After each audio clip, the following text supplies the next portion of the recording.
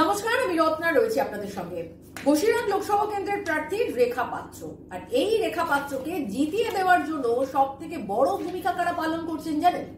সব থেকে বড় ভূমিকা পালন করছেন মমতা বন্দ্যোপাধ্যায় এবং অভিষেক বন্দ্যোপাধ্যায়।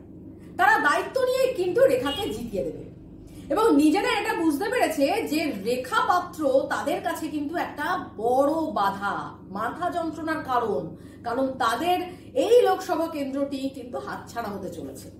আর এমন একজন তাদেরকে তাদের পরাজয়ের জন্য এমন একজন দাঁড়িয়েছে যার সেই অর্থে কোনো শিক্ষাগত যোগ্যতা নেই, সেই অর্থে তিনি একজন একেবারে গ্রাম্য পরিবেশের মানুষ, রাজনীতি করেনি কোনোদিন, কিন্তু তা সত্ত্বেও রেখা পাত্রর এত ফ্যান, এত তার পেছনে মানুষ ছুটছে, তার কথা শুনছে, তাতে কিন্তু ভয়তে রেখা পাত্রকে আক্রমণ করা থেকে শুরু করে নোংরা কথা বলা, যেটা তাদের অভ্যেস, একেবারে কালীঘাটের রক্তে রন্ধ্রে রন্ধ্রে রয়েছে সেই অভ্যেস, সেই শিক্ষার মাধ্যমে তারা সেই কাজগুলো করে চলেছে। এবং সম্প্রতি যে ভিডিও, সেই ভিডিও কিন্তু যে এই গঙ্গাধর কয়ালকে নিয়ে যে ভিডিও তারা বানিয়েছে, সেই ভিডিওর যে চিত্রনাট্য রচনা করা হয়েছে সেটা যে একদম কাঁচা হাতে, সেটা তো পরিষ্কার হয়ে গেছে। উপরন্তু সেই ভিডিওকে যত প্রচার করছে, এই লোকসভা ভোটের জন্য যে সমস্ত সভা করছেন তারা পিসি ভাইপো মিলে, যত প্রচার করছে ততই কিন্তু রেখার ভোট বাড়ছে। আর এটা হয়তো তারা মানে অজান্তেই করছে, কারণ রেখা পাত্রর যে প্রচার তারা নিজেরাই করে দিচ্ছে এবং রেখা পাত্র এভাবেই কিন্তু মানুষের একদম কাছে পৌঁছে যাচ্ছে। যে এই ধরনের একটা এই পরিবারের একজন মহিলা, তাকে নিয়ে চর্চা করছে তৃণমূল কংগ্রেসের সুপ্রিমো এবং সেকেন্ড ইন কমান্ড যাকে বলা হয়, তারা তাকে নিয়ে চর্চা করছে। অভিষেক বন্দ্যোপাধ্যায় যত নোংরা কথা এই রেখা পাত্র সম্পর্কে বলবেন, তত বেশি রেখা পাত্র মানুষের কাছে প্রিয় পাত্র হয়ে যাবেন। অভিষেক বন্দ্যোপাধ্যায় মহিলাদের সম্মান করতে জানেন না। তিনি সামান্য একটা এই এত বড় যে একটা ঘটনা ঘটে গেল সন্দেশখালীতে, কোনো মহিলা সম্পর্কে তিনি জানার আগ্রহ প্রকাশ করলেন না।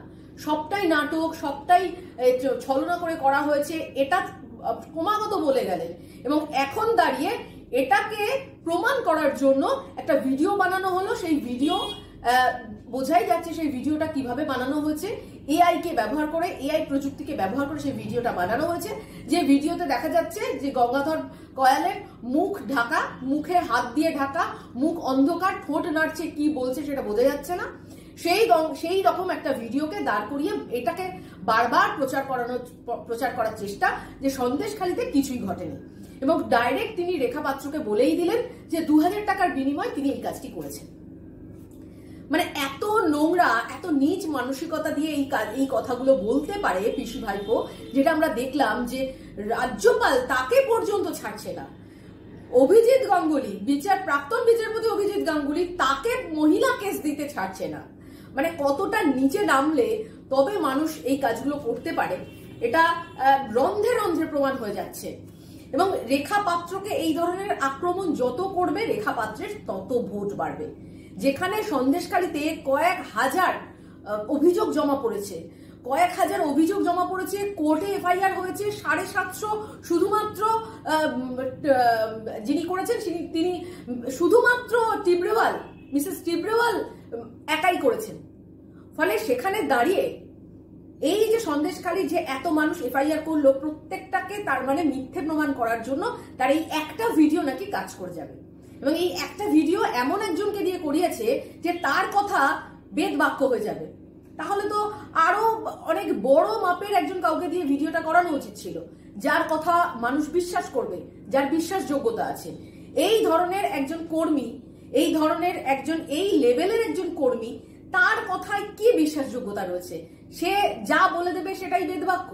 সেটাকেই সারা ভারতবর্ষের মানুষ যে সন্দেশখালীর কথা শুনে এসছে, সেই ভারতবর্ষের সারা মানুষকে, পশ্চিমবাংলার সব মানুষকে এই একটা কথা দিয়েই বোঝানো যাবে। আর মানুষ এতটাই বোকা, মানুষ এতটাই মানে বুদ্ধিহীন যে তাদের বুদ্ধি এতটাই বেশি, তাদের বুদ্ধির কাছে এই সাধারণ মানুষের কোনো বুদ্ধি নেই।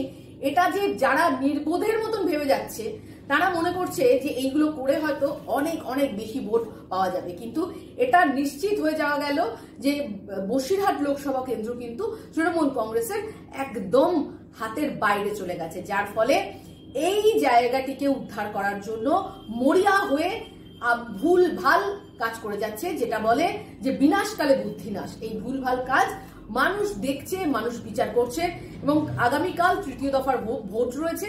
4টি জায়গায় এই ভোট হবে, 4টি লোকসভা কেন্দ্রে, এবং আগে যেগুলো লোকসভা কেন্দ্রে যে ভোটগুলো হয়েছে প্রত্যেকটাই তো হাতছাড়া হয়েছে, এবং মধ্যবঙ্গেও কিন্তু এই লোকসভা কেন্দ্রগুলিও হাতছাড়া হতে চলেছে, যার ফলে দক্ষিণবঙ্গে যদি কিছু সিট পাওয়া যায় তার জন্য দক্ষিণবঙ্গে বিভিন্ন রকম গন্ডগোল করো, বিভিন্ন রকম ইস্যু তোলো, যে ইস্যুগুলোর মাধ্যমে বিজেপিকে দমানো যায়, বিজেপিকে কালিমালিপ্ত করা যায়, সেই ইস্যুগুলোকে তোলার পর তাহলে কিছুটা অন্তত মানুষ কিছু অন্তত সহযোগিতা করবে, এমনটা চিন্তা ভাবনা নিয়ে এগোচ্ছে।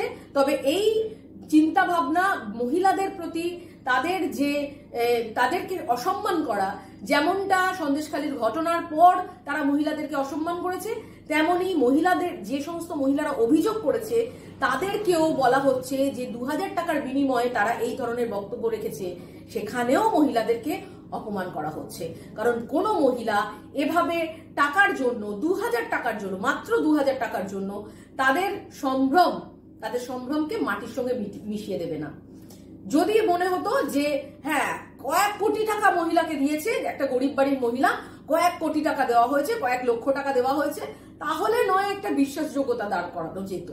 কিন্তু এই সামান্য 2000 টাকার জন্য কোনো মহিলা আজকের বাজারে এই কাজটা করবে না। ফলে এই মিথ্যা অভিযোগ যত চালিয়ে যাবে এই দল, ততই কিন্তু আরো চোরা বালির মধ্যে ঢুকতে থাকবে, এবং আমরা সেদিকেই লক্ষ্য রাখবো। আজ এই পর্যন্ত, সঙ্গে থাকুন, নমস্কার।